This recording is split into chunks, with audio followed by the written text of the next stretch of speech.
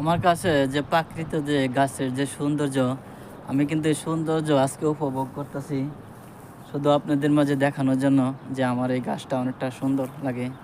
এখানে আসি আবার একটু বসে আবার ওই গাছটা কিন্তু অনেকটা ছায়া দেয়। সৌদি আরবে কিন্তু প্রচণ্ড রোদ, তারপরে দেখেন রোদের কিন্তু অনেকটা দেখা যায়। তো এই গাছটা কিন্তু অনেকটা আমাকে ছায়া দেয়, তাই এই গাছের নিচে বসলে আমার অনেক ভালো লাগে। আসলে কি জানে, শান্তি আছে গাছতলায়। একটা কথায় আছে যে সবচেয়ে শান্তি যাও কোনে, হয় নদীর কোল, লাই মার কোল, নাইলে গাছতলায়।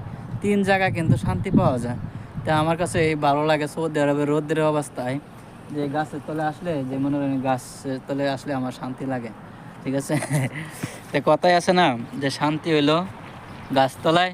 তো এখন মনে করেন এই রৌদ্রের অবস্থায় গাছতলায় কিন্তু আমার শান্তি লাগে, ভালো লাগে, কিন্তু রৌদ্র এতটা আমাকে কষ্ট দিতে পারে না।